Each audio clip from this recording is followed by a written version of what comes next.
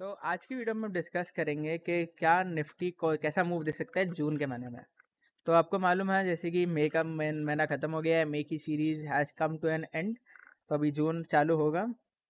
सो पहले monthly chart दिखा देता हूँ निफ्टी का आपको मैं वीडियो स्टार्टिंग में। तो आप देख रहे हो कि ये तीसरा महीना जो है वो निफ्टी ग्रीन में क्लोज हुआ है इधर।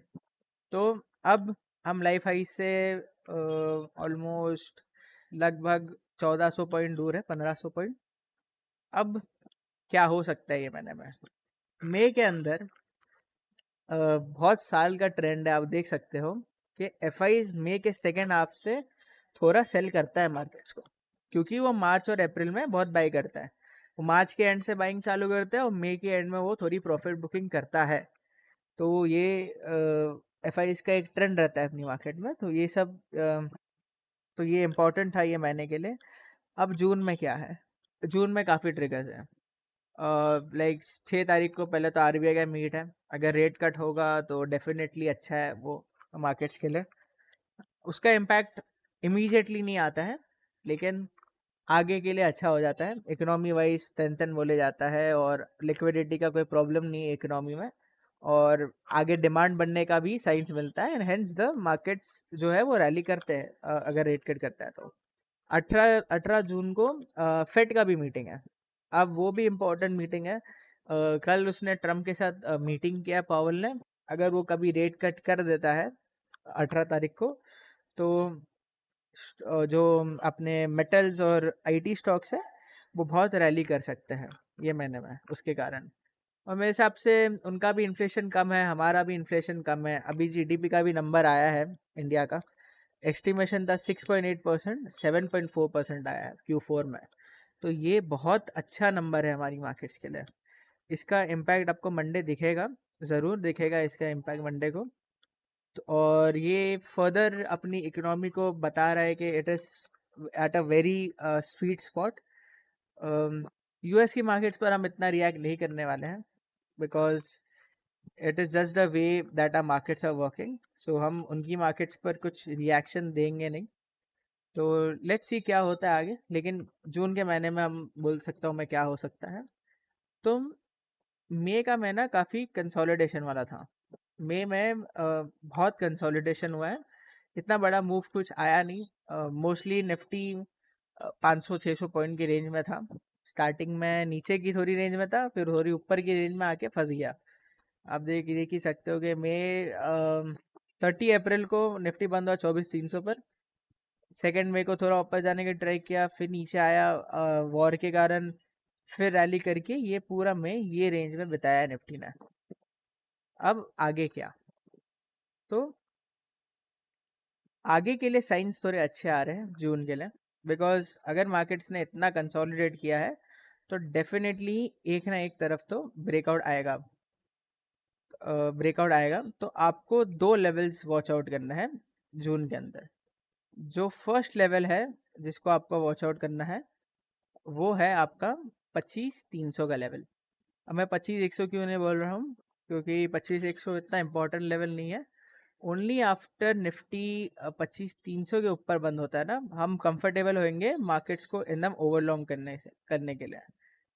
तो अगर निफ्टी कोई दिन ये ब्लैक लाइन के ऊपर जाके बंद हो जाता है तो इतनी बड़ी शॉर्ट कवरिंग मार्केट्स में ट्रिगर होंगी। फिर ये गैप फिलिंग मूव आ जाएगा ऊपर की तरफ। ये गैप पहले भरेगा 25,800 का, और फिर 26,100, और फिर निफ्टी में भी लाइफ टाइम हाई भी जून में टेस्ट करेगा अपना। ये पॉसिबिलिटी है। साइंस बहुत सारे हैं। First of all dollar weak है। डॉलर का वीक होना अच्छा बात होता है अपनी मार्केट्स के लिए। तो ये जब तक डॉलर वीक रहेगा, 100 के नीचे रहेगा ना, जब तक रुपी का चांस नहीं इतना बढ़ेगा रुपी। तो रुपी 85 और 86 की रेंज के बीच में घूम रहा है वो भी। उसका भी ब्रेकडाउन आएगा। जब उसका ब्रेकडाउन आएगा हमारी मार्केट में ब्रेकआउट आएगा। ये कॉमन सेंस की बात है। तो ये जो दोनों चीज़ का ध्यान रखना, 25,300 के ऊपर क्लोजिंग चाहिए हमें, और रुपी का भी, रुपी को भी स्ट्रेंथन होना चाहिए, यानी 85 के नीचे आके बंद हो जाए रुपी। तो डेफिनेटली मार्केट एक बड़ी रैली करता हुआ दिख जाएगा आपको जून के महीने में। और ये maybe even lifetime high test करेगा निफ्टी हमारा। अब दूसरे कौन से फैक्टर है? दूसरा फैक्टर है विक्स। विक्स काफ़ी ऊपर रह रहा था, ऑलमोस्ट 19 के पास चला गया था वापस से। कुछ इवेंट था नहीं, लेकिन विक्स स्पाइक हो रहा था। अब विक्स काफ़ी गिरते जा रहा है, 16 पर आ गया। अब अगर ये 16 के नीचे भी जा रहा है, इसका मतलब है कि मार्केट्स में कोई डेंजर नहीं है, मार्केट्स काफ़ी चिल रहेंगे, देयर इज़ नो वॉलेटिलिटी, थोड़ी कम रहेंगी, जैसा आपने पहले टाइम देखा था। मतलब 2023-24 की जैसी रैली थी, निफ्टी बढ़ता था, थोड़ा थोड़ा थोड़ा बढ़ता था, मिड कैप्स काफ़ी बढ़ जाते थे, तो डेली डेली मार्केट में थोड़ा थोड़ा राइज आ रहा था। आपको वो ट्रेंड भी रिज्यूम होता हुआ दिख जाएगा अगर विक्स अब 10 तक क्रैश हो जाए। तो 10 और 12 की रेंज में अगर विक्स अटका तो समझ जाना मार्केट्स वापस से वो वाली रैली करने के लिए तैयार है कम्प्लीटली। अब मिड कैप्स के चार्ट दिखाता हूँ मैं, क्योंकि मिड कैप से आपको पहले साइन मिलेगा, चाहे वो फॉल का हो चाहे वो राइज का हो, मिड कैप सबको पहले साइन देता है। तो एविडेंटली एक ब्रेकआउट आया है ये ट्रेंड लाइन का, अभी थोड़ा टाइम रुकना चाहिए। एक कैंडल अच्छी ग्रीन वाली अगर 58,000 के ऊपर बंद होती है ना, तो then mid caps will rally pretty good, and once they start rallying ना, तो they will also test their lifetime highs in the month of June. At least 60,000 के ऊपर तो हम टेस्ट करने जाएंगे in the month of May. बस एक बड़ी कैंडल चाहिए क्लोजिंग अबाउ 58,000, एंड हमारा मार्केट्स फिर दिखाएगा कि क्या स्ट्रेंथ है उसके अंदर। बैंक निफ्टी का भी चार्ट देख लेते हैं। आज बैंक निफ्टी ने सरप्राइजिंगली हाईएस्ट एवर क्लोजिंग दिया है। ये क्लोजिंग बैंक निफ्टी की हाईएस्ट एवर है, हाईएस्ट एवर क्लोजिंग है, तो ये एक साइन दे दिया है। बिकॉज देखो, एफ आईज बाई करता है लार्ज कैप्स, अगर मार्केट में रैली आने वाली है तो पहले बाइंग आएंगी लार्ज कैप्स में ही, और लार्ज कैप्स ही ब्रेकआउट ड्राइव करेंगे, उसके साथ मिड कैप्स चलेंगे। तो लार्ज कैप्स में HDFC बैंक हो गया, ICICI बैंक हो गया, एक्सिस बैंक हो गया, बहुत सारी बैंक्स होती है, तो मे भी आज FIs ने उनमें बाइंग किया हो, जैसे ही मई जून का सीरीज चालू हुआ है। तो अगर बैंक निफ्टी का ब्रेकआउट आता है तो डेफिनेटली मार्केट्स को सपोर्ट मिल जाएगा, एंड देन मार्केट्स लाइक 25-300 भी निकाल देगा। दूसरे कौन से सेक्टर्स जो अच्छा कर सकते हैं, एक FMCG अच्छा कर सकता है क्योंकि रेट कट होने वाला है। दूसरा जो सेक्टर रहेगा मेरे हिसाब से मेटल्स, काफ़ी टाइम से अंडर परफॉर्मेंस रहा है, काफ़ी टाइम से कंसोलिडेशन किया है, अब उसका चांस दिख रहा है कि रैली करेगा वो।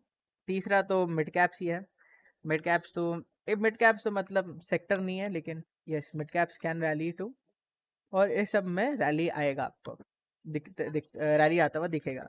लेकिन आज मार्केट्स ने, निफ्टी ने देखो आज साइन नहीं दिया है, लेकिन बैंक निफ्टी ने तो एक अच्छा साइन देके गया है कि यस आज मैंने बैंक निफ्टी की सबसे हाईएस्ट एवर क्लोजिंग मिली है बैंक निफ्टी की। ये सबसे इम्पोर्टेंट पॉइंट है मार्केट्स का, बैंक निफ्टी ही लीडर बनेगा वापस से। बिकॉज अब क्या हो गया, जो US का स्टफ है, IT इतना चल नहीं सकता है इतना जल्दी, बिकॉज टैरिफ का खतरा अभी भी है, वो तला नहीं है। तो IT में भी फ्लैट रहेगा, वो मार्केट के साथ थोड़ा बढ़ गया तो बढ़ जाएगा वो भी। प्लस सबसे दूसरा बड़ा सेक्टर बचता ही फिर बैंक निफ्टी है, तो डेफिनेटली बैंक निफ्टी को ही मूव देना पड़ेगा, उससे ही पहला साइन मिलेगा हमें। आज वो साइन मिल गया है। मैंने हमेशा मेरी वीडियोस में बोला है कि अगर बैंक निफ्टी जिस दिन 55,700 के ऊपर बंद हो गया, समझना अगले दिन बड़ा मूव आ सकता है बैंक निफ्टी में। तो आज वो क्लोजिंग मिला है, अब देखते हैं मंडे क्या होता है। एक्सपेक्टेड है कि मंडे को मार्केट्स अच्छा मूव करेगा, let's see how things play out. Because again again मैं बोल रहा हूँ कि बैंक निफ्टी की ये हाईएस्ट एवर क्लोजिंग है। इस चीज़ पर मैं एम्फोसिस इसके लिए दे रहा हूँ बिकॉज ये टाइम लगा के इसने इतना ऊपर क्लोज करा है, चाहे कैंडल छोटी हो लेकिन वॉल्यूम्स आप देखो बहुत ज़्यादा है। एवरेज जो लास्ट के 10 मई के एवरेज वॉल्यूम्स थे उससे काफ़ी almost on the highest order पर है, मतलब काफ़ी वॉल्यूम स्पाइक भी आया है, चाहे प्राइस में नहीं दिखाओ लेकिन वॉल्यूम स्पाइक है बैंक निफ्टी के अंदर, तो उससे साइन मिला है आपको। And thanks for watching the video.